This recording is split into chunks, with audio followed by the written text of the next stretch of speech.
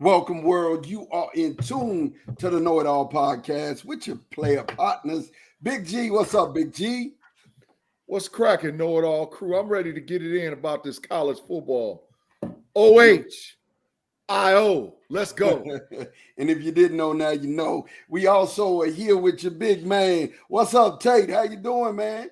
Ma, what's happening, man? Big G, you talk about Ma being biased. You already jumped in before the intro talking about Ohio State, man. And I'm an Ohio State fan. But look, check it out. I got a question for y'all cats. But before we get started in college football, I know y'all seen it because we texted about it earlier. The little scuffle in Pittsburgh last night up in the stands. Now, Big G, we're going to get into that. And before we do, let's get into this.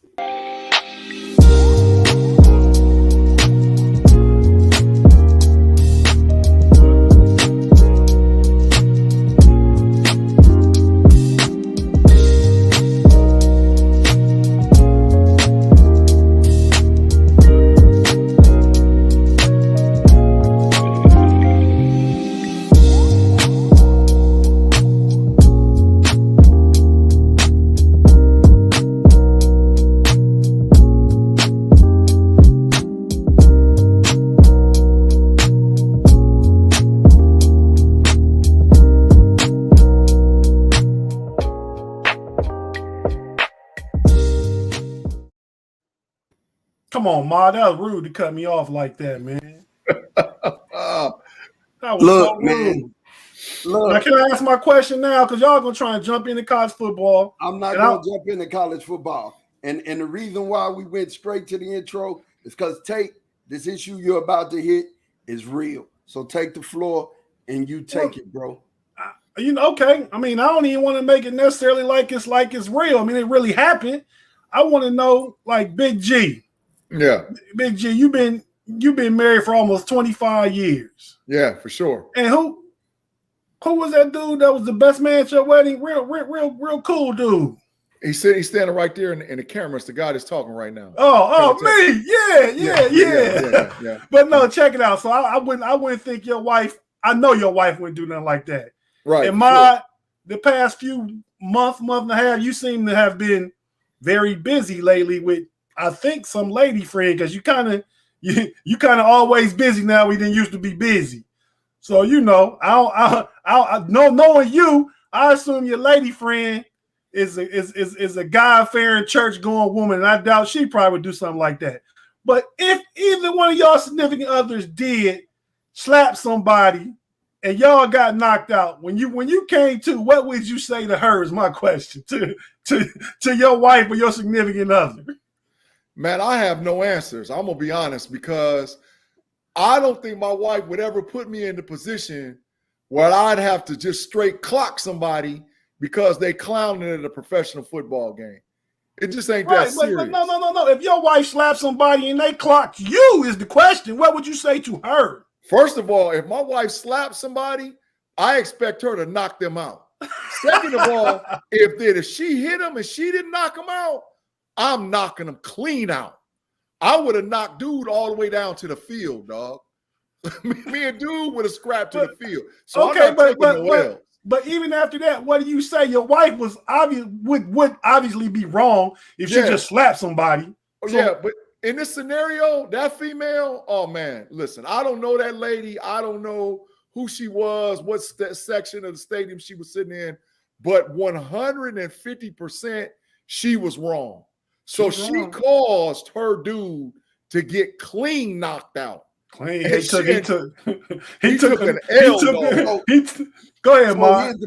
Here's the big thing. And I felt like Tate was going to go down this road and it was going to get serious, but he really asked a really sidebar funny question. Yeah.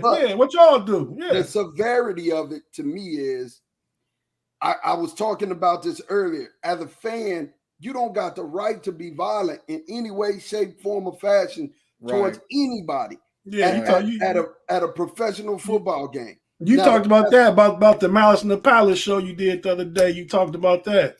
Absolutely.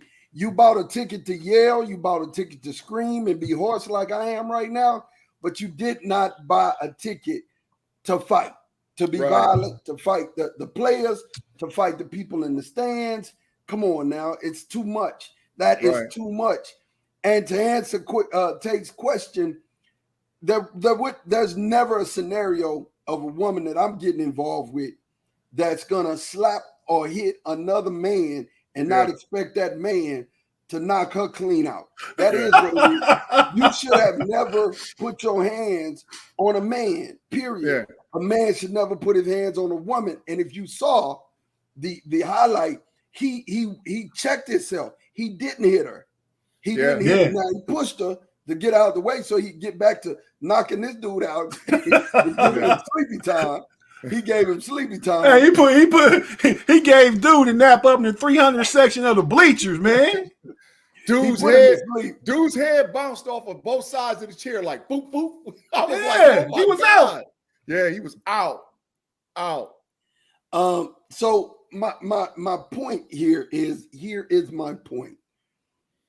He should have never, ever. She should have never put her hands on another man. And he told her, just don't touch me. She slapped this man. She slapped him good too. She slapped this man hard. And if it had not been on camera, she would have claimed that he hit her first. Yeah. But it was on camera, right? Because she was already playing the victim role. I'm calling the police. He hit me. She was going to do the Becky. She was going to do the Becky. You're She was going to call a Karen on him. All of that, right? And then people were coming in between that saw what happened was like, no, he had to take his glasses off. And then he straight Muhammad Ali, Mike Tyson, her husband. Now, the guy or the guy she was with, I'm just going to tell you, if he doesn't burn his cape at this point, you're not Superman. Don't try to save her no more. You know what I'm saying? Burn your cape. There's no way. First of all, you don't get involved with somebody. And then here's the other thing. If she's just going to hit a stranger who she don't know, I guarantee you he's catching it when he gets home. Yeah. You know what I'm saying? So in my thought process, this all goes back to, buddy, you just picked them wrong. You picked the wrong one. And you happen to take it to the stadium. For real though, thank goodness we got technology, because I was listening to the audio more than I was watching the video. And the audio was like, the people that was recording was like, he hit her first. I mean, she hit him first and she pushed him and she did this. And they was trying to look out for the dude that knocked the guy out. Yeah, because security was coming straight for him. Just like you do in general society, the police usually come for the black man first if it's one of them kind of situations. Yeah. And it was one of them kind of situations. Yeah. If it had not been for the people who were videoing and telling them, hey, man, this man was minding his own business. Yeah. And, she got up in his face and slapped him. And if you know anything about domestic dispute and stuff like that, when the police show up, they ask who hit who first. Yeah. And that person who hit who first is gone. So he's up out of here. You know what I'm saying? Because she touched this man when he didn't put his hands on her at all. That was wrong. That was wrong. Absolutely wrong. So Tate, answering your question, I would have never been involved with it in the first place to ever be in that situation. Because maybe that lady just changed on that dude. Maybe he never saw that side of her. He saw it. He saw that side. She went off about a garden salad or something. You know what I'm saying? She don't went off before. Yeah, she don't went off. She went off and got him knocked out is what she did. She went off and got him knocked out. Hey, I couldn't even imagine being him, but if I was, there'd be some clothes backing and bankroll transfers and all types of stuff happening at this moment. That's a breakup. That's a breakup, Mod. Oh yeah, that's a breakup. Hey, that's almost grounds for divorce. That's a breakup. That's almost grounds for divorce. The fact that she slapped somebody, or the fact that you got knocked out because she slapped somebody. The fact that she got me knocked out. That's a compound issue. They go together. They go together. Okay. Your actions caused me to get knocked out. I got put to sleep behind you. Right. You know what I'm saying? Right. I like going to sleep because I'm sleepy. not because somebody put me out. You know what I'm saying? No. And make no mistake about it, he was gone. He got slid. He was. Oh yeah, he was gone for about. He was gone. But he was out of there. Man, look. So this show is not about boxing. It's about college football. So first, what we're going to do is we're going to go over and thank you, Mr. Dangmar. He was asking, were we speaking about American or English football? I had to tell him American football. But thank you for watching. I appreciate you, man. Over on Twitch. Thank you for hanging out with us. Listen, college football, NCAA 2001. We're going to go through the top 25, and then we're going to pull out other teams. So right now, as we start looking, man, let's talk about the top 25. The number one team in our top 25 this year is Alabama. Tate, how you feel about Alabama being number one and being ranked number one after, having a winning season last year as well? Man, Alabama's defending national championship. They bring a lot of people back. They probably send about 10, 12, 15 people to the NFL like they do every year. But they probably got about 10, 12 future NFL players to come in and fill those spots of the people they lost. Nick Saban's probably a top 2 or 3 coach in college football every year. Yeah. They got the best. I mean, they recruit better than anybody overall over the totality of the past 10 years. So they just literally a machine, man. So, if they get anything out the quarterback position, what's the guy named Big G? They're already getting paid. What's his name? Bryce Young. Bryce Young, that's right. But we also get John Mechie the third. That's the wide receiver. John Mechie. John Mechie might be the most underrated Alabama receiver in Alabama history. A lot of people don't know a lot about him, but this kid is really in Julio Jones. I read that. They said he coming in better than Devontae Smith was last year. Yeah. Wow. Yeah. Well, hey, thanks for hanging out with us, Mr. Dagmar. I know that you don't know the rules of American football, and you're in Belgium, and that's a long way. But I thank you for rocking with the KnoItAllZ. Appreciate you, bro. Yeah, man. That's high praise coming from the youngster, saying that he's going to be, better than Devontae, because Devontae Smith was basically uncheckable last year. Yeah. You know what I'm saying? Go ahead. Side note, Brussels is in Belgium, right? Yes. Okay, I thought so. I know about Belgium, man. I know about soccer too. When y'all ready to talk about that, I know about everything. So just bring it to me. But I'm sorry. Go ahead, man. Yeah, because you a know-it-all. That's what we are. We the know-it-alls, baby. You gotta know that. But yeah, so they still have a talented group of running backs. Sean, I do believe that the merit is there. The merit's there for Alabama to be the number one ranked team in the nation. So, we'll get into this later. I know you don't like the bias, and there's some things that I have to say about the SEC and from conference to conference, and we'll get into that later. Number 2, we got ranked the Clemson Tigers. They were 10-2 last year. They're number 3 in the final AP poll, but they're ranked number 2. What does that mean to you, Tate? What do you think about that? Well, the poll I'm looking at, I guess the ESPN poll, they got Clemson number 3. But I think Clemson again is one of those perennial programs that their quarterback is definitely elite. DJ Uiagalelei. Uiagalelei. Okay. Yeah, DJ Uiagalelei. Yeah, that's his name right there. Uiagalelei. Hey, listen to this. And Tate, I'm reading from 252. Yeah, he's a big boy. 252. And he playing what? Quarterback. Oh yeah, that's that dude. He filled in for Trevor Lawrence last year. Yeah, that's that dude. Yeah. So Tate, I'm reading from the AP poll, by the way. Thanks for reminding me so I can put that out there. This is in the AP. So that's a big boy, man. That's a big boy, Tate. And I think he played a really couple of good games when he filled in for. He did. They lost to Notre Dame last year, but he still threw for 300 plus. Had like 3 touchdowns. I think 1 on the ground. He a problem. Yeah, and Clemson always nice. Again, the powerhouse like Alabama with the recruiting. Dabo Swinney, probably a top 5 coach, maybe not top 2, top 5 though.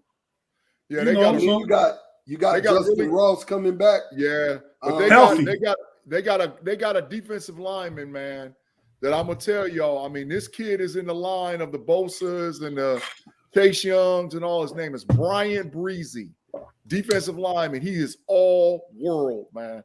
Check him out. Watch him this season. He's number 11. Plays defensive tackle, defensive end for Clemson. He's a bona fide in 2 years top 5 pick. He a freshman? He's a sophomore this year. Sophomore? Yeah, he's a guarantee. Next year when he goes, he's a guaranteed top 5 pick. Okay, and I went out of line too. Clemson was number 3. Oklahoma in the AP is ranked number 2. Believe it. That's what I got. Yeah. Believe it or not, that is wild. Maybe because I can't see Oklahoma, my eyes is I don't know what it is. Maybe that's how I miss them.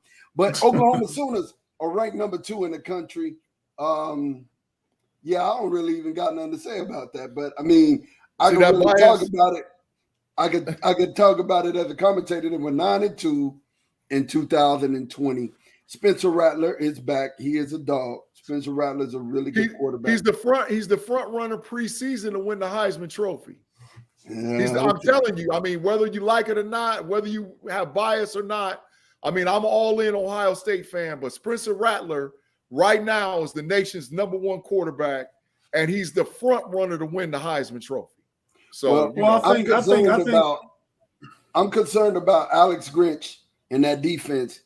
I don't know if they're going to be able to get it done this year defensively to help Spencer Rattler. That's been Oklahoma's Achilles heel for years, and we'll see about that and how that happens. What were you saying, Tate? No, I was just saying that that Oklahoma is a Heisman quarterback factor in the last 3 or 4 years. You know, so you put that kid who's a really good football player. You know, he's one of the elite quarterbacks coming out of high school a couple of years ago. You put him in that system that coach's name, Oklahoma. Come on, Big G. That's Ma's favorite guy. Go ahead, Ma. Tell him, man. Lincoln Riley. That's Ma's. I said that sarcastically. That's Ma's favorite guy because listen, the 2 people that my brother Maude hates the most is Big Game Bob Stoops and his protege Lincoln Riley. That my brother hates. All the bad things in the world happen to him. And Bob Stoops, Youngstown, Ohio, baby. Shout out. Listen, I don't even hate Bob. I love Bob's attitude. I love the swagger. I hate Oklahoma. You know what I'm saying? I just hate Oklahoma. I mean, it's just the same way y'all have for Michigan. I just don't like Oklahoma. That's understandable. It's just like that. You know what I'm saying? It's like that. But I think you commented about the big Oklahoma's defense. I think the whole defensive issue is an issue in the Big 12, period. Myself, just my take. Well, I can't say that because there are teams in the Big 12 that are putting people out in the professional level. For real. I'm not saying they don't have talent, but they just score. If you give up 35 points a game in the Big 12, you got one of the conference's best defenses. Well, Tate, you got to think about it, bro.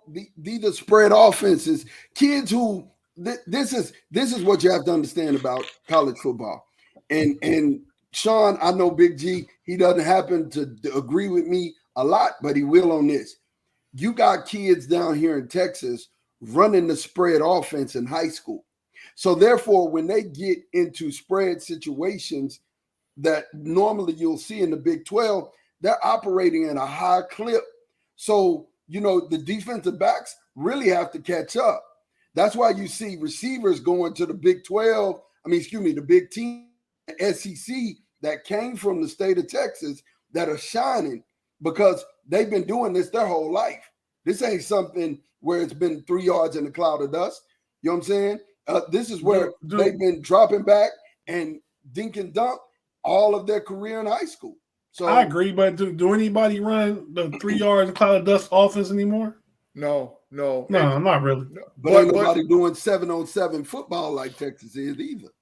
Florida is. Well, the one Florida advantage that the South has is that, unlike in the northern states or even on the high East Coast, they not only play 7-on-7 in the spring, they actually play spring football.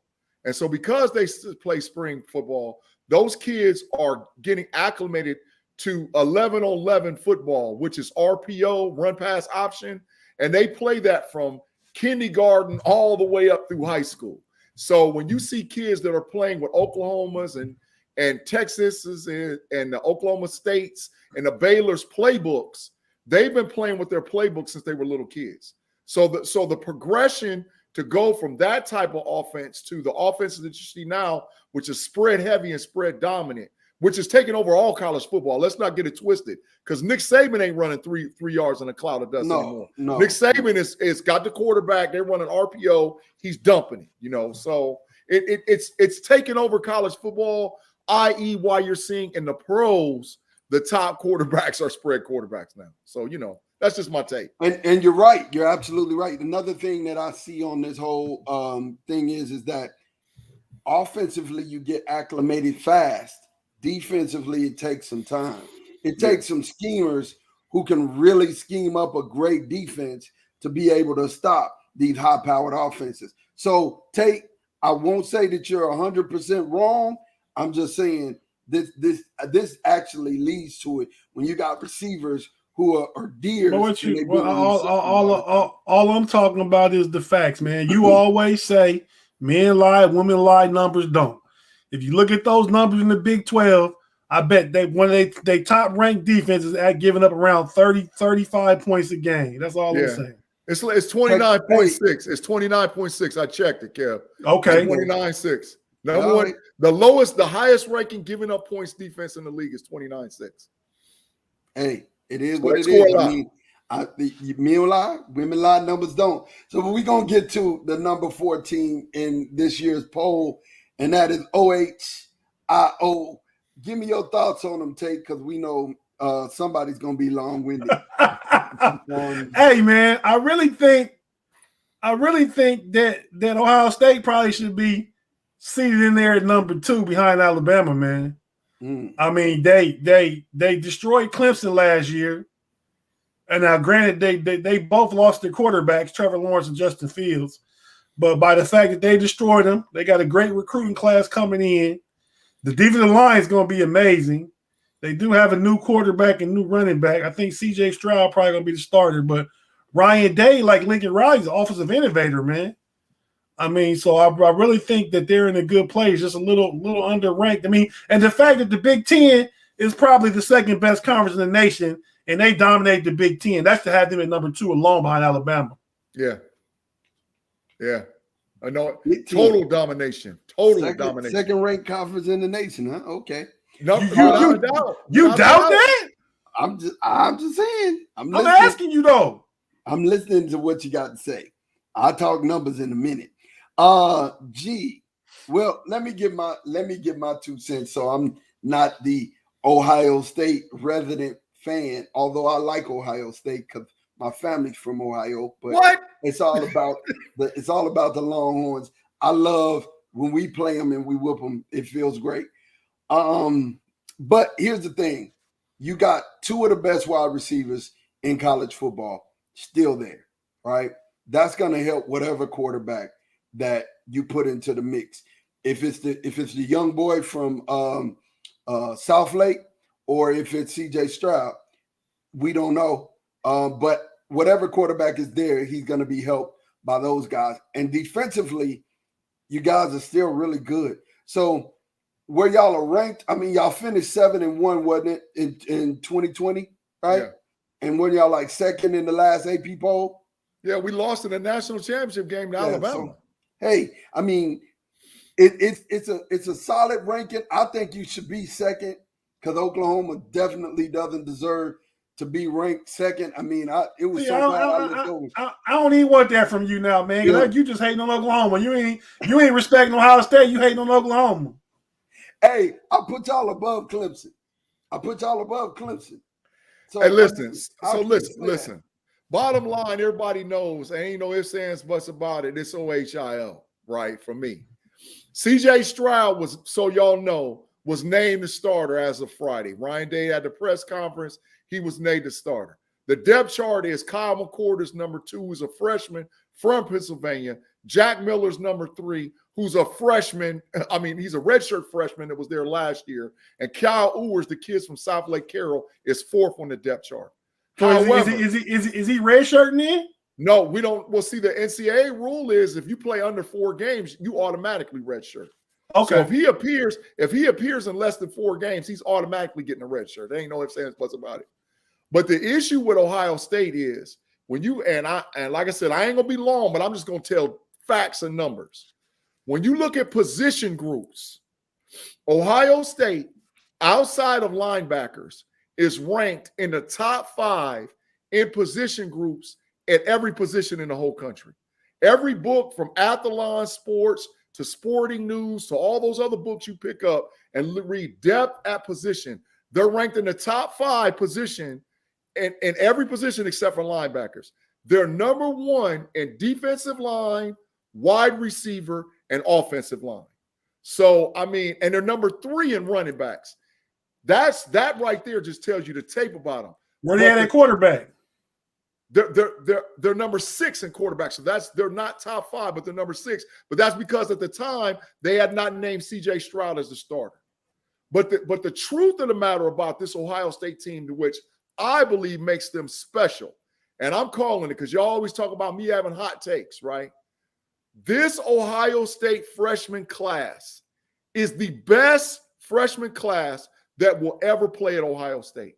They are better than the 2014 freshman class that had Ezekiel Elliott, Joey Bosa. They are better than that team.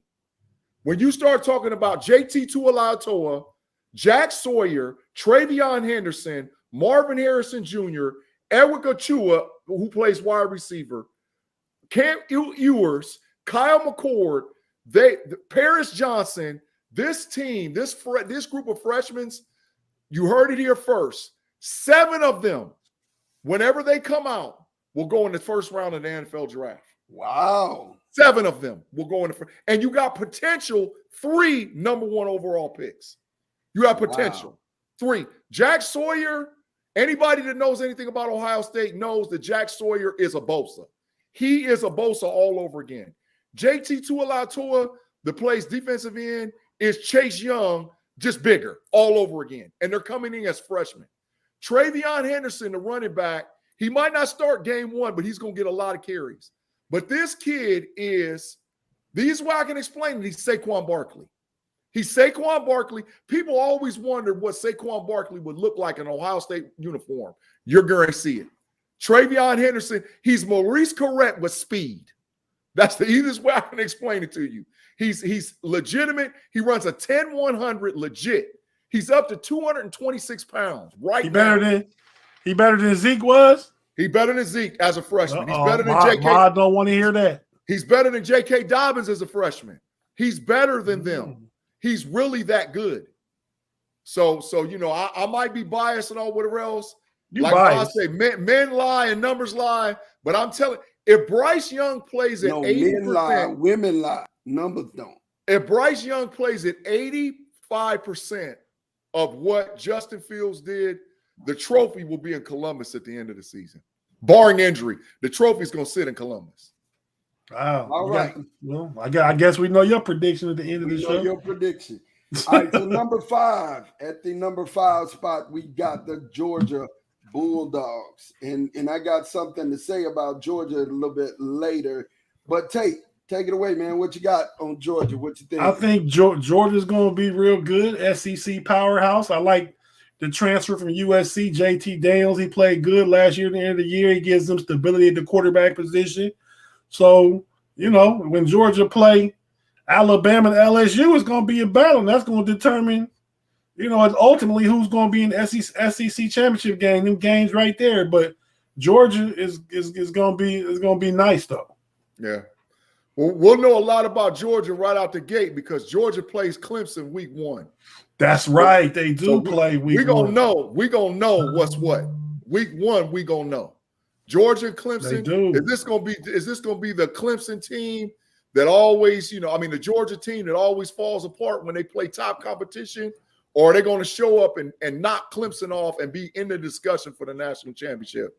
Well, yeah. So the future of the Bulldogs, to me, I think, in they're going to be powerful on offense. Of course, they got quarterback JT Daniels, Zamir White, and James Cook, right? That's returning. The biggest question mark is the secondary. How they going to handle in the secondary, because you're going to be tested. And in college football, Tate made the biggest observation just a while ago when he said, hey, look, these receivers are coming out here acting a dog. Everybody's running the spread. So if everybody's running the spread, you've got to have some dogs that can, go out here and cover and hunt. We'll talk about Georgia. Actually, I'll just say it right now. Georgia has the toughest schedule out of anybody in the SEC. So we'll see. Their non-conference schedule is really tough. So we'll see. But the SEC itself, we're going to talk about that. I got some numbers that I really want to talk about with the SEC. But moving right along, another team from the SEC that's from Texas A&M. We have them ranked at number 6, right? So we have them ranked at number 6. And at number 6, I'll say this, man. The Aggies were 9-1 in 2020. They finished number 4 in the last AP poll. Jimbo got him. He got him balling. I ain't even gonna lie. Kellen Mond is gone, right? Yep, Kellen Mond's gone. Yeah, he's the Minnesota Vikings. He's in Minnesota backing up Kirk Cousins, probably. Yeah, they still have Isaiah Spiller, and they have Devin Anthony that's coming back. And then they're loaded at wide receiver. They're still loaded at wide receiver. So who the new quarterback though? I don't care how low you as a receiver if you don't got no QB1. His name is King. That's my hope. His name is King Hayes, man. Last year, he's a redshirt freshman. Last year, he was ranked in the top 5 quarterbacks being recruited. But once again, he's like Ohio State's quarterback, C.J. Stroud. Even though C.J. Stroud played in some games and, had a big 60-yard touchdown run against Michigan State, this kid has never thrown a pass in college football. So, just like Alabama's quarterback, Bryce Young, he's never thrown a pass. So, and therein lies the hole for me, man. That's the hole. Like, I hear Jimbo Fisher's always going to have to put a good team out there, for the most part. But I literally, you got to have a quarterback. You got to have a quarterback. It is what it is. Number 7, this is the first questionable pick for me. This is the most interesting team in college football. Okay. Mark my words. Iowa State has, out of the 21 starters, 19 of the 21 starters returning from last year's team. Brock Purdy, quarterback. They got a quarterback too. And Bronson Hall, running back, who is probably ranked number 1 or number 2 in the country at running back. I remember him from last year. Yes. This Iowa State team is sneaky. I'm telling you, I wouldn't want to play them. How they want to play you is they want to get in a phone booth and they want to fight you. So I wouldn't want to line up and play them. And I wouldn't be shocked at the end of the year. I wouldn't be shocked if they have a 0 behind their record. They got a whole bunch of wins and a 0. They got Iowa one of the first cracks out the box. It's September 11th. So it's going to be a test. That's a test. That's Matt Campbell's style, though. That inside the phone booth, he's an old school. I ain't gonna say 3 yards in the cloud of dust, but he believes in physicality in football. He believes in offensive line being, dominating, being road raiders. Yeah, his defensive line, they built from the trenches out. Yeah, they lost 1 receiver and the free safety. That's it. The whole team's back. Everybody else came back. They're the most upfront returning starting football team in the top 10 by far. Very sneaky. Well, the fact that they're returning Brock Purdy is huge, right? Yeah. When you got a returning quarterback, Spencer Rattler is the only one that we're talking about out of these top teams that's coming back. Well, Georgia, I think their quarterback was coming back too. JT Daniels, yeah. Yeah. So that means a lot when you have your leader coming back, man. He's a unanimous All-American in Breece Hall. So, we'll see. We'll see. 9-3 in 2020, number 9 in the final AP poll. Definitely we're going to see about Iowa State real quick. Number 8, the Natty. What y'all think about the Natty? I got to hear what Tate got to say about Cincinnati. Man, I think the Bearcats going to be good too with the Conference USA, right? No, AAU. AAC, that's right. Yeah, AAC. Atlantic Athletic Conference? American Athletic Conference, yeah. Mm-hmm. Well, I got them winning that. They were turning they quarterback, which is key. Ritter. Yeah. And, he was nice last year. They lost in the bowl game Georgia. To Georgia. Yeah, they should have beat Georgia. They gave it up. Yeah. They should have beat Georgia. Yeah. And they got Ritter coming back. He's nice. They play in a conference they should win, so the record should be there. So I don't anticipate them dropping in the poll simply because they come in at 8 and they should win the majority of their games. Yeah. There's a lot of kids that play for the University of Cincinnati. For the KnoItAllZ podcast, I live right here in Ohio on the I-75 corridor. So probably 50% of the kids that play for the University of Cincinnati, I saw these kids play in high school, right? There's a lot of kids from the Toledo Central Catholic, Toledo St. John's, Toledo St. Francis, the Cincinnati teams like the St. Edwards, the Princetons, the Molars. There's a lot of kids that play for UC that's on that team. I think that they are very good. I think, I agree with Tate, that they can win their conference. The issue with them, and which I think is going to be a big blow, is the loss of Marcus Freeman, who was their linebackers coach, who is now the defensive coordinator at Notre Dame.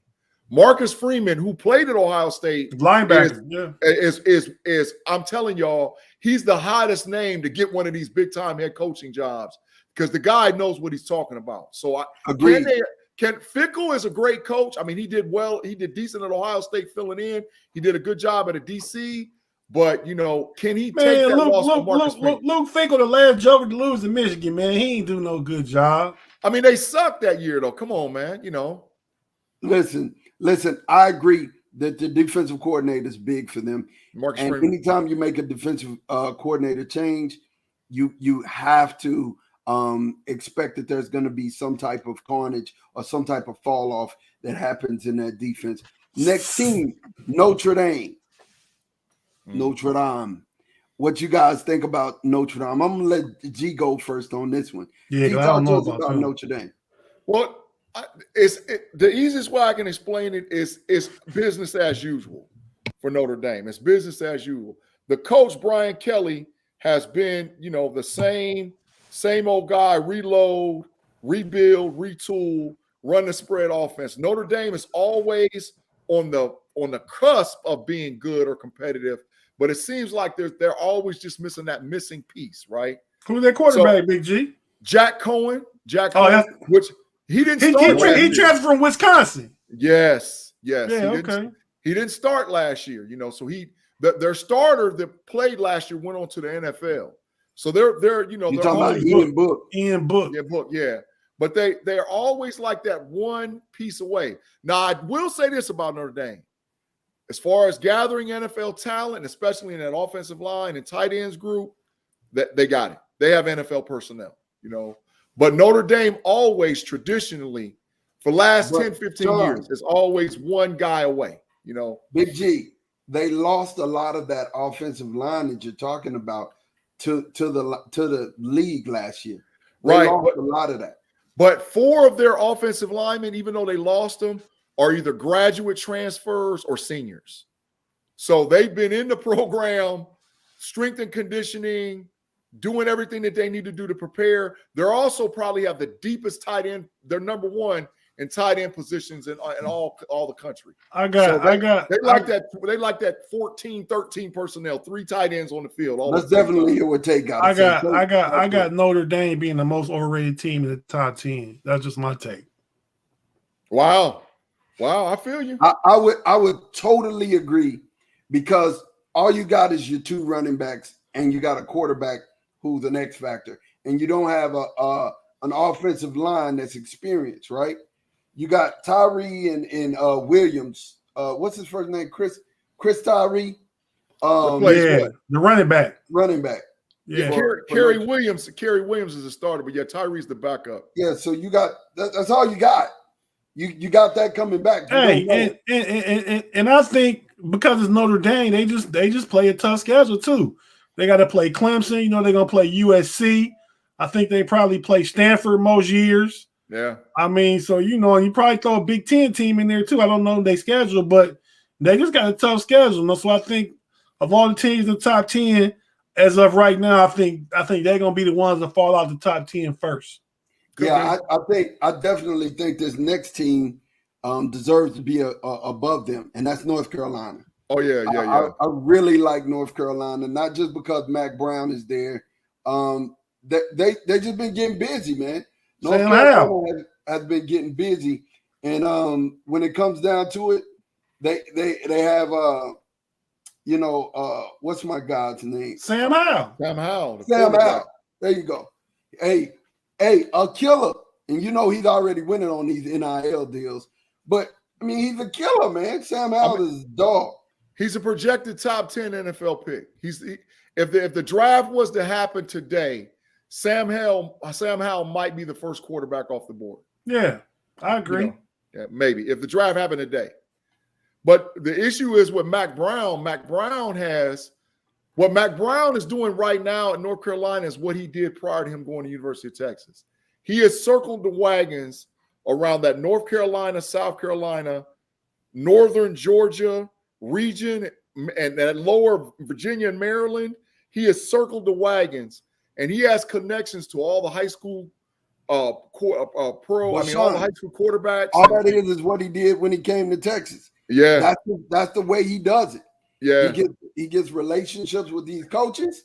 Yeah. And he hemms up all the players. And they got a playmaker too. Just FYI, a kid named Tony Grimes, man. If y'all like college football and all, check that kid out, man. He plays cornerback, but he's like from an old school mode, like the Deion Sanders. You know, he returns punts and kickoffs and all. He's very, very talented. He started last year as a freshman, and he probably is in the top 2 or 3 defensive backs in the country right now. His name's Tony Grimes. Really good player. They did lose two high draft pick running backs last year. Yes, they did. Big G's dude Carter. Remember that the rookie of the year, 1,200 yards. They lost him. Michael and Carter. They lost Williams. Javonte Williams. He went to Denver. Yep. So I mean, and they lost a receiver, Daz Newsome. Yep. Daz Newsome. Yep. I mean, so I don't know, but do they reload? I mean, they got a grad transfer from Texas. I think he went to Texas Tech University. His name's Ty Chandler. So he's coming in as a grad transfer. So, you know, this is a grown man coming to play running back. Let me say this, Tate. If it's one thing and one coach that I could say from that whole Bobby Bowden era, you know what I'm saying? From that, Mac Brown is that dude, and he always keeping my ace in the hole. He always keeping my ace in the hole. He always has. Mac we put him out of Texas, but I think he wanted to go. Put him out of where? Texas. Oh, yeah. Okay. I think Mac wanted to leave and retire and finish his career in North Carolina. He just really wanted to. But I mean, honestly, like I said, Mac Brown keeps him one, man. And y'all know Clemson and Carolina don't play each other in the regular season this year, right? Clemson does not play Carolina in the regular season. That could be a factor. Yes, it could be. All it means is they're gonna meet in the ACC championship game, most likely. Could be, could not be, but they don't play in the regular season. Who you got in the conference beating either one of them? There's a couple of sneaky teams. We'll talk about it as we go. Okay. But I'll let you know. So here's what we're gonna do. Here's what we're gonna do because we're up against it. We got 45, and we want to go ahead and get to some stats on overall conferences. So the teams that you guys want to highlight, make sure you stop me. But we're gonna go through the next 10 pretty fast. We got Oregon at 11. Ohio State's biggest challenge And the number 1 overall NFL draft pick is coming out of Oregon. Kayvon Thibodeau. Defensive end. He's an animal. You know, Okay. That's Ohio State's biggest test. Then we got Wisconsin at number 12. Y'all don't play Wisconsin this year? We'll play him in the championship game if we see him in the championship game. Florida at number 13. We have Florida here at number 13. Overrated. The most overrated team in the top 25. They lost their whole. How in the world can you lose K'Von Toney and Kyle Pitts and still be the same team? And your quarterback. Exactly. Actually, I was thinking Washington, but okay, I'll give you that. Yeah. I'll give you that. You got the University of Miami at 14. I actually think they should be higher this year. Listen, they lost their 2 defensive ends, Phillips and Broussard, but they got that Daquan King and Roche. Yeah, but they got that Daquan King kid, man. He hurt, ain't he? I mean, no, he was hurt. He'll be ready for week 1 when they play Bama. He'll be ready. So they playing Bama. They smashed already. Lost. They play Bama week 1. So we'll see. But I think they're gonna hang for a little while with against Bama. Lost. Oh man, look. When we talk about the U, like I said, you got it's Derek King. Derek King. Yeah. He's helped. And he actually played ahead of the dude that got drafted last year from Florida. What's his name? Kyle Trask. Kyle Trask. He played ahead of Trask in high school. Yeah, he did. Yeah, that's dope. That's dope. So as we're getting on with the rankings, we got at number 15 USC, who nobody gets excited about anymore. USC is just USC is the Trojans. Hey, they had a heck of a recruiting class, man. Their freshman class is good. Yeah, and that quarterback they got is nice. Yeah, they got a kid named Kerryon Freeman that plays defensive end. He was ranked in between JTT and Jack Sawyer. He was right in the middle between them 2 kids. So, and then he brought a lot of kids on the West Coast. They trying to bring the rhythm back to the Trojan boys. And I'm gonna tell you, once we look at that, you got LSU, and here at number 17 is the team that I'm really ding sleeper, Big Ten sleeper. You guys are really gonna have to watch, because I'm just gonna tell you, these Indiana Hoosiers. It sounds funny talking about Indiana as a powerhouse, but bro, Indiana, I watched this game with Big G together on the phone, and I was just amazed, bro. Michael Penix Jr. They quarterback is a dog. He from Tampa. They do a lot of recruiting down in the Tampa area too. So they got a lot of good Florida players exclusively pretty much from the Tampa area. And this is the thing I want to know. Is that receiver that killed Ohio State, is he back? He gone. Yeah, he gone. No, he's not. Yeah, he is. No, Ty. What's his name? Ty Freiervogel, whatever his name is. Look him up. He gone. He's a senior. Look him up, Big G. I'm looking at it right now. He's a senior. All right, my bad. I don't know everything. He's ranked. He's the number 1 ranked receiver in the country. He's ahead of because Ohio State has 2 of the top 5. He's number 1. He's number 1. Chris Olave is number 2. John Ross from Clemson's number 3. Garrett Wilson's number 4. He's a killer. Listen to me, man. That boy there, man, is unconscious. He drug y'all through the mud last year. Yeah, I mean through the mud. They were putting 24 people on him. He was just handling his business. What hurts Indiana is the running game. Their running back got hurt in the preseason, and so now they got to come with this kid named Tim Baldwin, who's never had a carry in college. So if they would have had their running back, I'd have been like, man, but however, I agree with Tate. The recruiting in the Florida and Tampa area has moved, and it's unfortunate because as Big Ten fans, we're used to talking about Michigans and Michigan States, and now all of a sudden we have a true rivalry in the Big Ten East in Indiana. Indiana, they're recruiting NFL talent. Let's just say that they're recruiting NFL talent. I like it. Iowa at number 18. Phone booth. They want to get a phone booth and fight. Always solid. Always solid. I would totally agree. Number Kirk 19. Ferentz. Here's another team that I think is really scary. Penn State. When we start to look at it, they were 4-5 last year, right? Not even ranked. But injuries is what took them out last year. Yeah. You know what I'm saying? And they got a whole bunch of people Big G. returning. Yeah, what's happening? What's the kid name from the crib that's gonna play for Penn State? Brandon. He got kicked off the squad, dog. What? Yeah, I'll tell you about it off air. It's a long story. We did have a kid from Lima Senior that did get recruited to Penn State, but he's no longer on the roster. I'll tell you about it off air. Yeah. Okay. All right. So we're gonna get off that. But Sean Clifford is back. He's their running back. And I'm gonna tell you something. We're ready. Sean Clifford, the quarterback. Huh? He's the quarterback. He's the quarterback. Tawana chimed in and says Indiana has an OSU recruit in McCullough.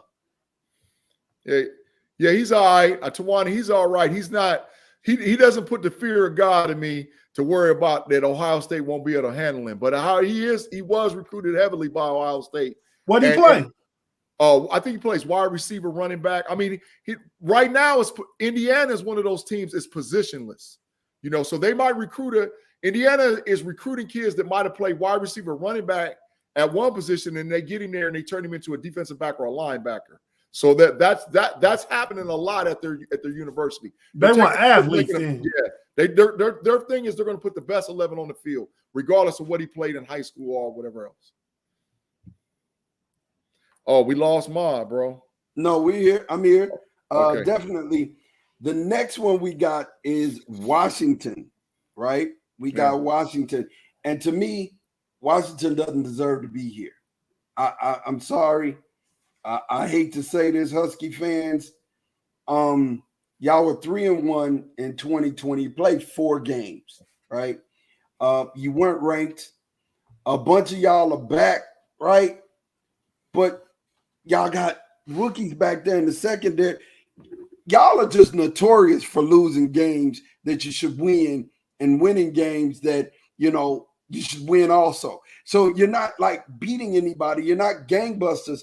And I hate to see Washington in it. And this goes all the way back from the quarterback that they had. I forget this guy. What's this guy's name?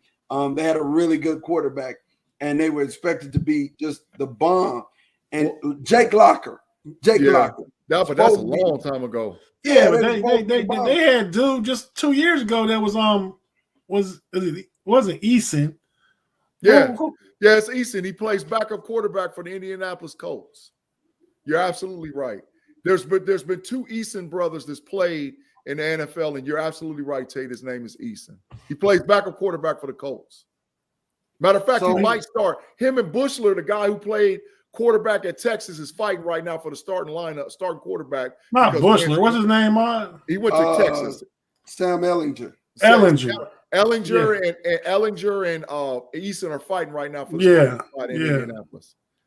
But just till Carson Wentz get back though. Yeah, but Dylan Morris, their quarterback, he's a sophomore, redshirt sophomore. He actually threw the ball around. But Big G, there was somebody. It wasn't Easton. There was somebody they had like when they had John Ross at receiver and they went to the BCS playoffs and they got smashed. Who was that quarterback then? I think Jake Locker. I think it was Jake Locker. No, Locker was got drafted by Tennessee long ago, man. Come on. I don't remember who the quarterback was, but take what I'm saying to you is they're always expected to be something that they're not. It's one of the things where they're an aberration. You put them in it, they're gonna lose. So I just don't want to see them in the top 25 at all. Just my personal preference. At 21, we have got the University of Texas. This is my sleeper. Definitely. We have a lot of returners, man.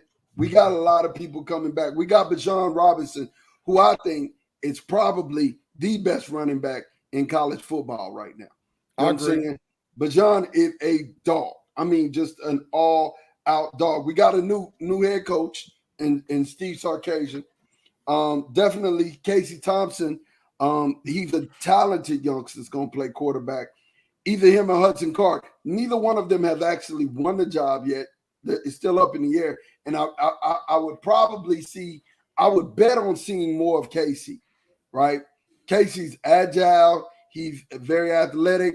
He could throw the ball, but Hudson Card is a winner, man.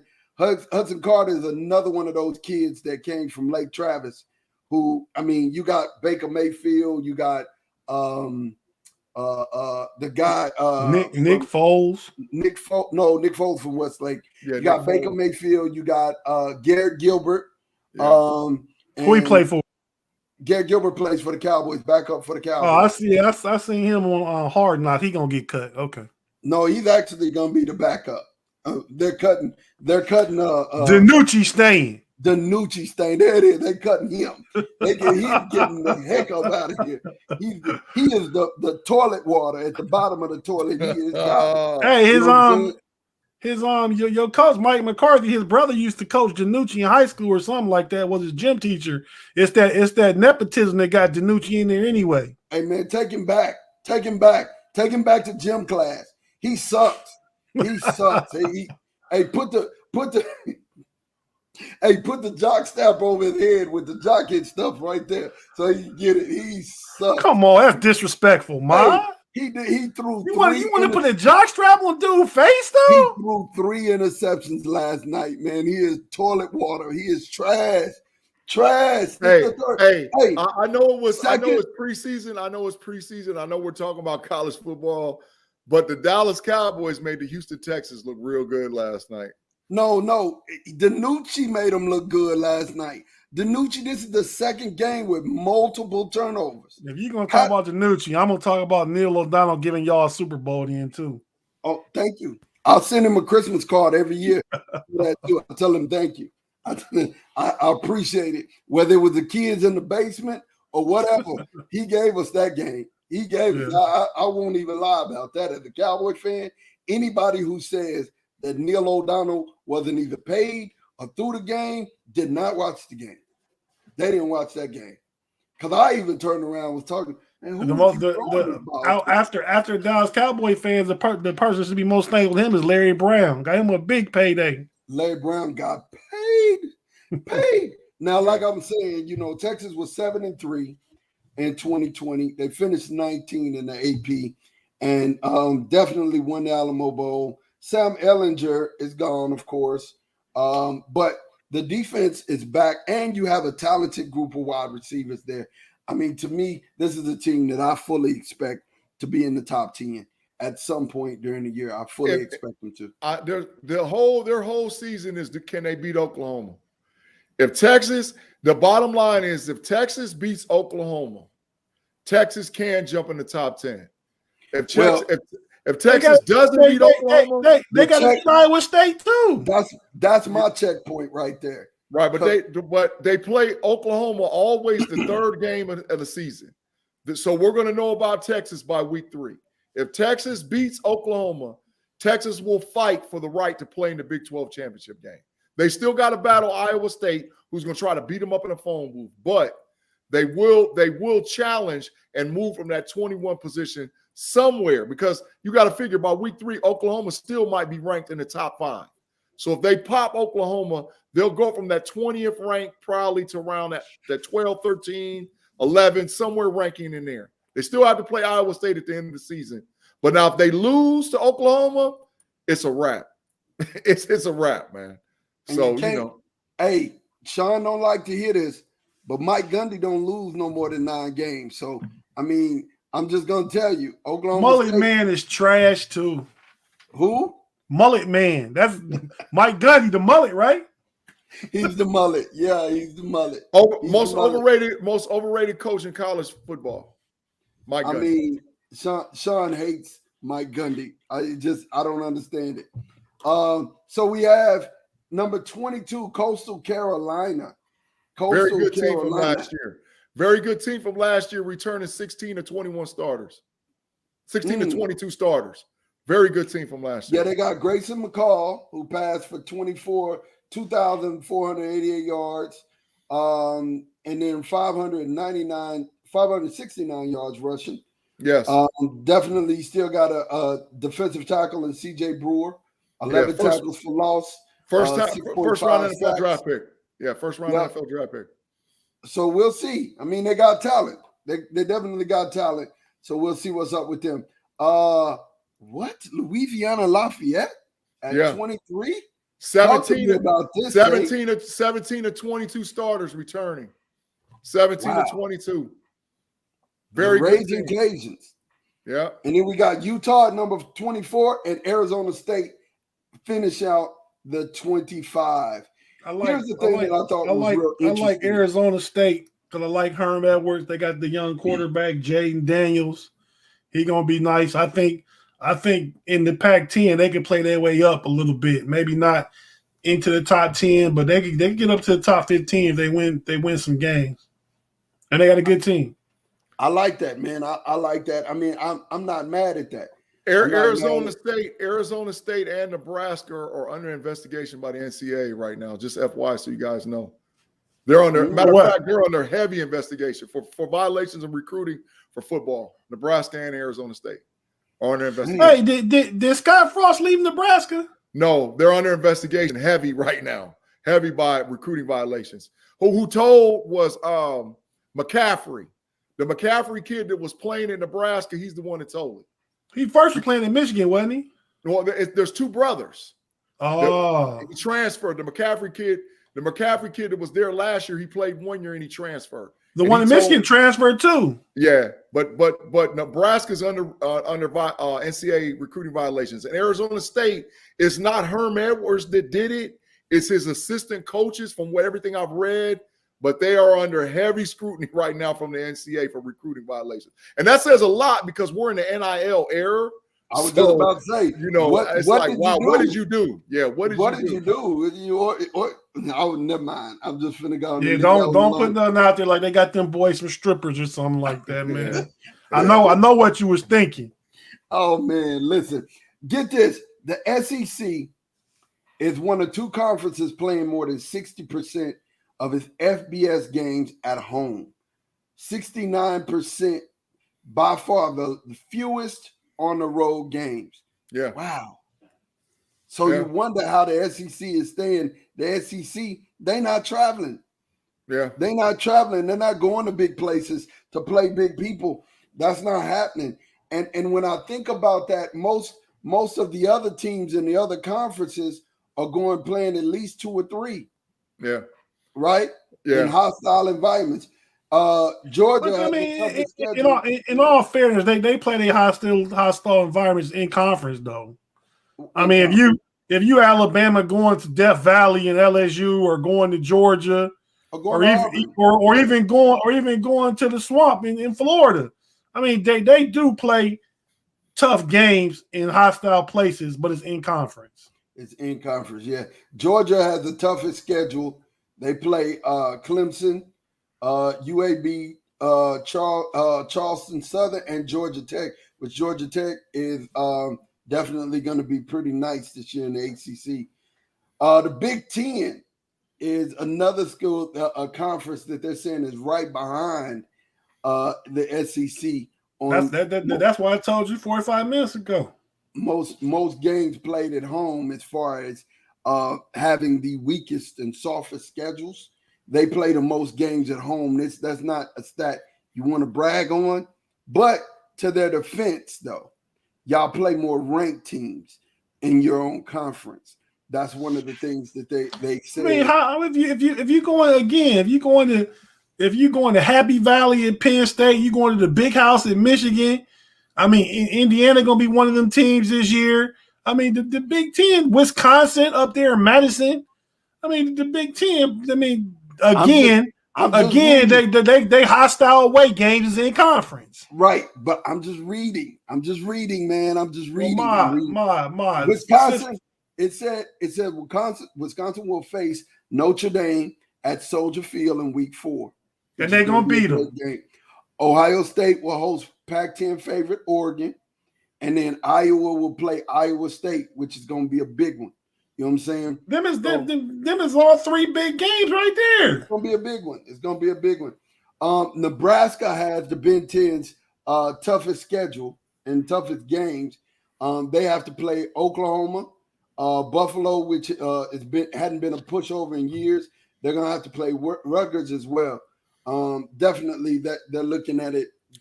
Those guys to be. And Rutgers is back because Shiano is back. And I was going to tell you that is one of the most sneakiest teams out there right now.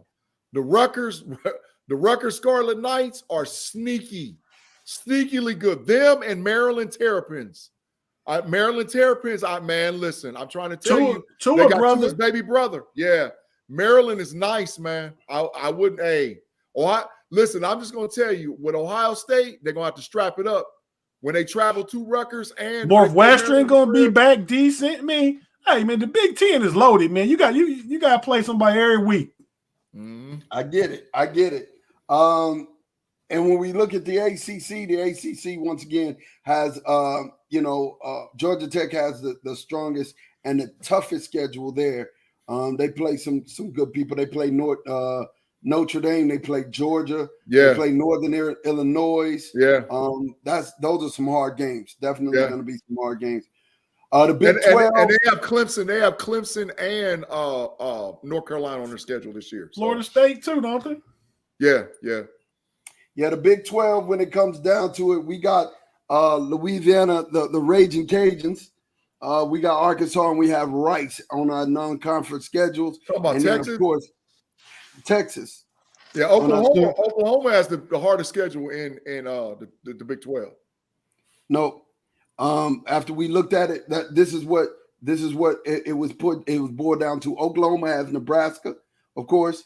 They oh God, we said another person that they play.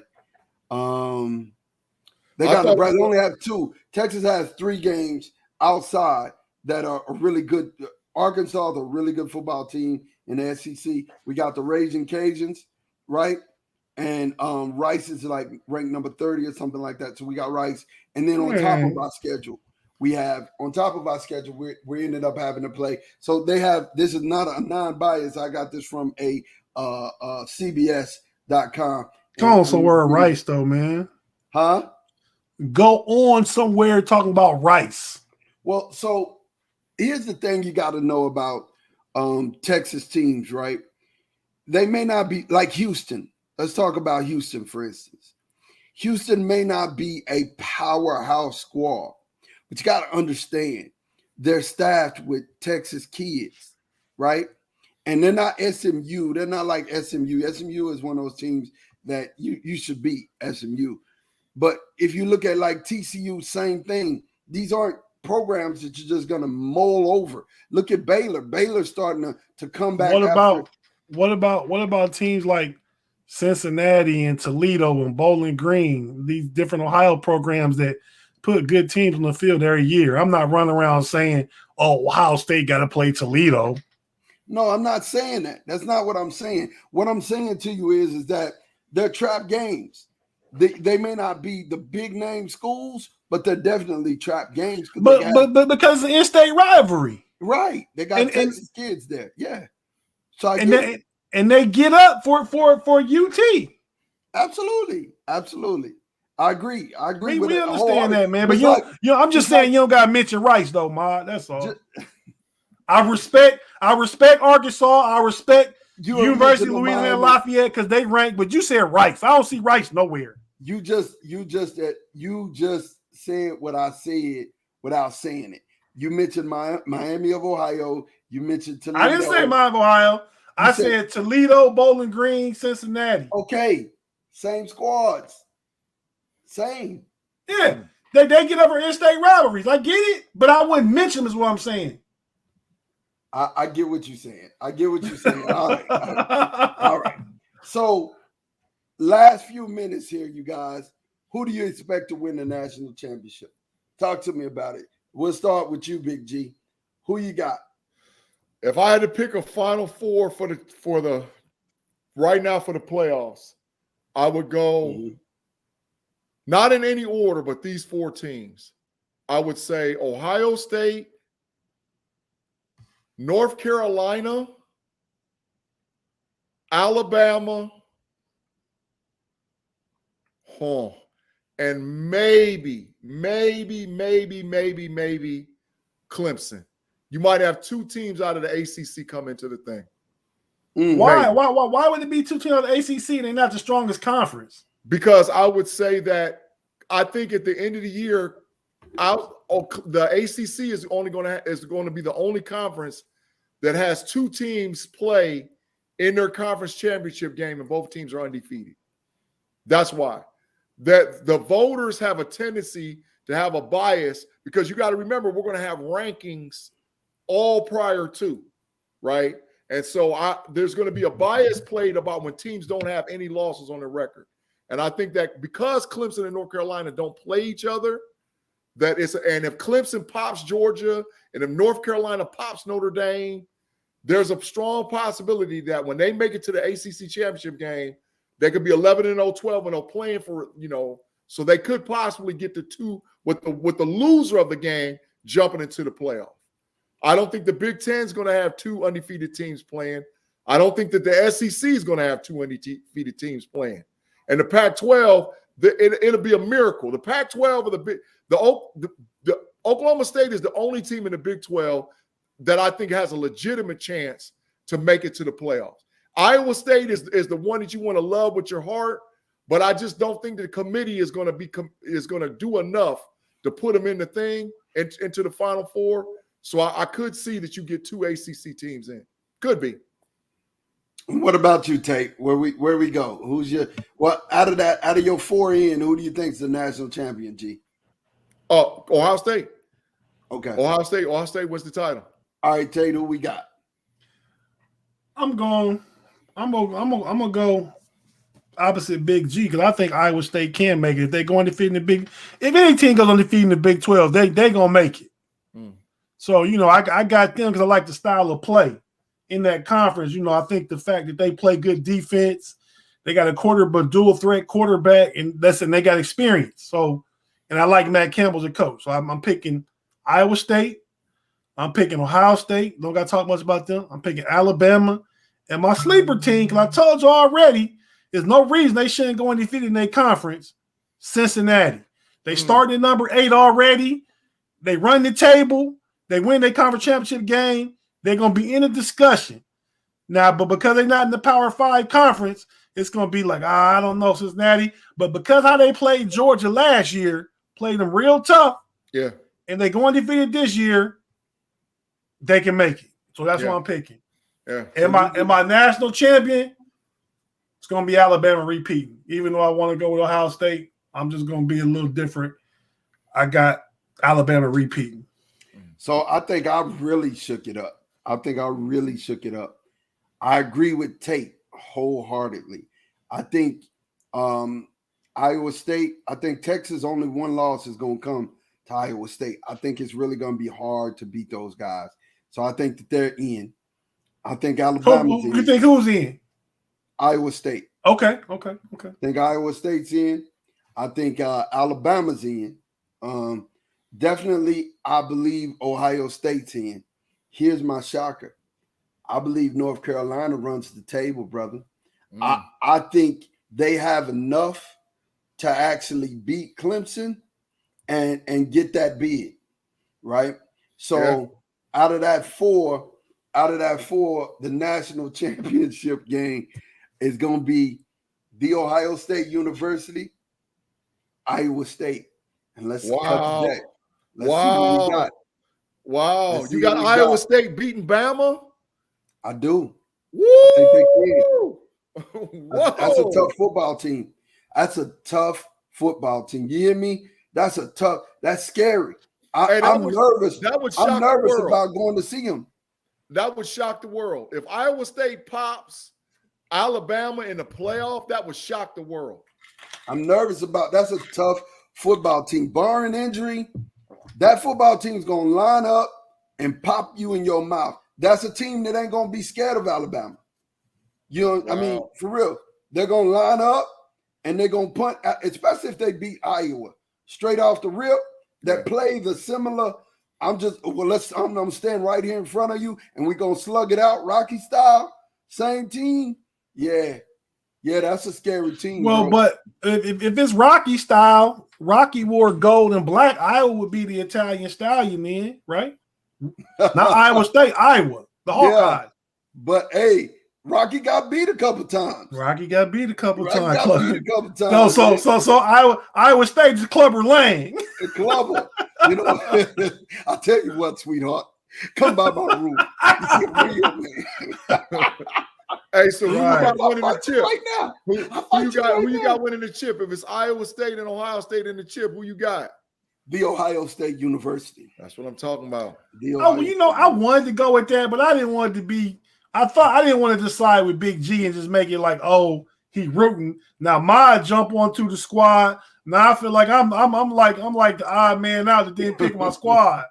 No, so the reason why I think I go with Ohio State is they have the least amount of holes to plug, right? They have the least amount of holes. You know, you never know how.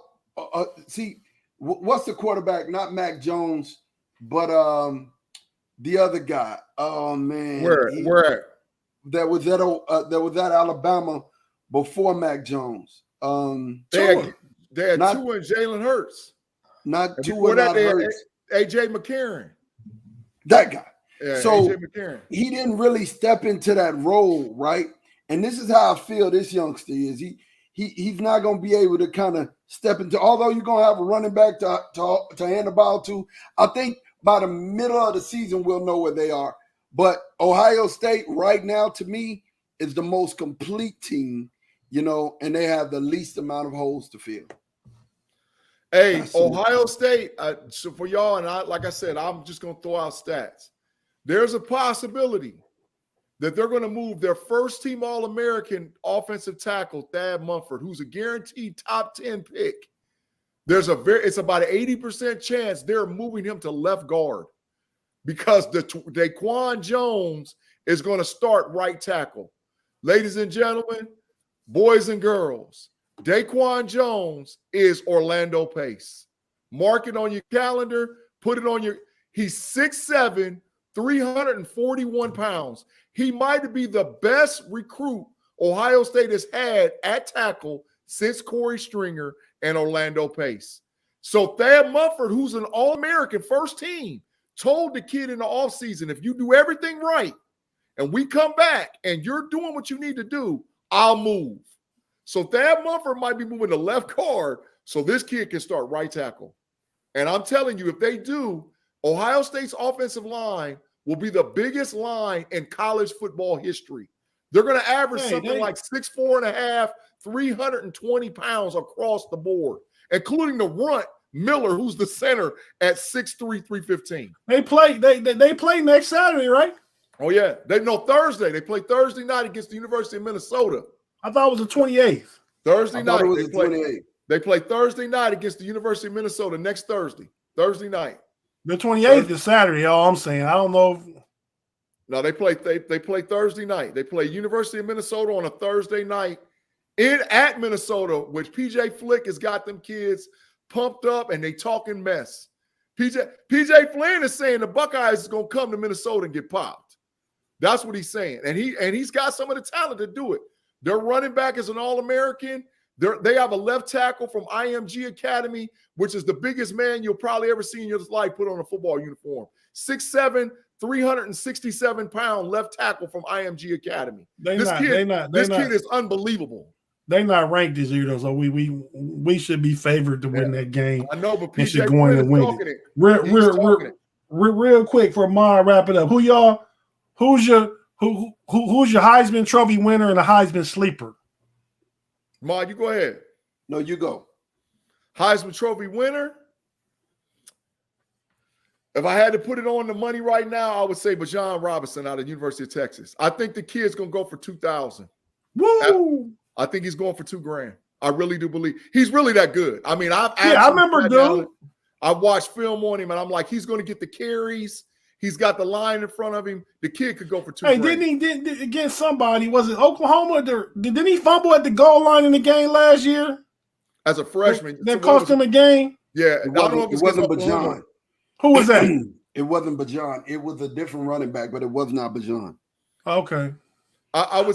The dude Bijan, the dude that switched from linebacker or something. Ain't he? Was No, but Jean was one of the top running backs in his class. Well, who the dude I'm thinking of last year that changed positions and came to running back and was carrying y'all for a while last year? That was he's number 2. His number is number 2. Yeah. God, what is his name? I don't know his name. Yes, but he's still there. But John was the number 1 ranked high school running back in the country 2 years ago. He was the number 4 overall ranked player in the country. So this kid, as a true freshman, as the year went on, he really. What's his jersey number? But John is number. He switched in the offseason. He was a 2-digit number, but I think he went to a single digit. I'll tell you. Not sure. I think he went to 5. I think his number is 5, if I'm not mistaken. But I know I'm trying to think if I saw a dude. I know I did though. His number's 5. I think his number's 5. Yeah, 5. Bijan Robinson. But if I had to pick a guy who was going to win it, I would say him. My sleeper, and y'all going to say it can't happen. Well, we saw it happen last year. You saw a wide receiver win the Heisman. I think Chris Olave could win the Heisman Trophy. From Ohio State, wide receiver, I think he could win it. Based on you're going to have the only thing that's going to kill him is the amount of balls that's going to go to everybody else. I mean, and Juka Smith, Marvin Harrison Jr., Emichi, Garrett Wilson, these kids are getting balls. So the only thing that'll kill Olave is he might not get as many catches. But if a guy could be a sleeper dark horse to win the Heisman, I would say Chris Olave. So I'm just going to go ahead and jump on out here. And it almost even is going to sound like I'm agreeing with Big G. But what I'm going to have I'm definitely going to have the 2 teams that he represented and he put out there. I'm definitely going to have those 2 teams represented in my Heisman and my dark horse. Heisman, Bijan Robinson, definitely. I think he's going to do it. He does have an opportunity to go for 2 stacks. Yeah. He's that good, and he's very durable, so I don't foresee him being hurt. My dark horse, man, is Garrett Wilson, though. Wow. Garrett Wilson is a killer. And more than Olave, I think Olave is going to get most of the attention, but Garrett Wilson's going to get most of the catches. You know what I mean? And for that, I could really see Garrett getting on being invited to New York at the end of the year to win the Heisman. Who you got, Mont? Rashawn Johnson is his name. Is number 2 tape. Yeah, okay. Who you got, Mont? Kev? Both of y'all went same running back and different receiver on different teams. So I'm gonna go ahead and be a little different, man. I'm gonna go quarterback. So I'm gonna say if he do what Ma said they're gonna do and run the table, you got to put Sam Howell in that discussion. Wow. For Heisman winner. You got to. If you run the table in the ACC, you beat Clemson, you beat Notre Dame, you beat those teams, then he's going to have a lot of high profile games, and he should put up numbers, right? Yeah. So, in my deep sleeper choice, quarterback, Liberty University. Yeah. Malik Willis. Yes. Malik Willis is going to be a first-round pick. Yes. In NFL. Now, you don't hear much about Liberty, but dude, nice. Yeah. He could easily throw for 3,000 and run for 1,500. Yes. Ooh. Yes, he's really that we good. Looking at another Lamar? He's not that fast. I think he's a better passer, but he's a good runner, though. But he don't have the game-breaking speed that Lamar got, though. He puts you in the mind of a Donovan McNabb. He puts you in the mind of a Donovan McNabb. That's the type of player he is. That's a big arm. Yeah. That's a big arm. Savvy in the pocket. Wow. Yeah, he's 6'1", 215, kind of fit, you know. Yeah. And he's a great pocket passer with mobility. So, he's got a profile. So it's not an FBS school. So maybe that's why it's really a reach. but he can have a great season and be invited to New York for the ceremony. Tate, I really like the North Carolina pick. I really like that for real. Because I really think at some point, I really believe that they will run that table. So yeah, that would be natural, being invited to New York. And you guys, man, we thank you for rocking with us on the Know It All podcast. Definitely, we ask you to make sure you like and subscribe, smash that subscribe button so you get notifications when we're going live. And also during the week with our shows and specials, you can catch that. Make sure you smash the like button. And for the content, man, and for myself, Big G and Tate, hey, Ma, real quick, I just want to shout out because they go ahead. No, I was just saying because they shot us out this morning. They podcast again, BTSC. They gave Big G, Mod, and Tate a shout out and told their viewers to check us out. So big ups to the BTSC podcast and Bad Brian Anthony Davis. Appreciate it. Thank you, Bad. We appreciate you, man. Appreciate you. And we out of here.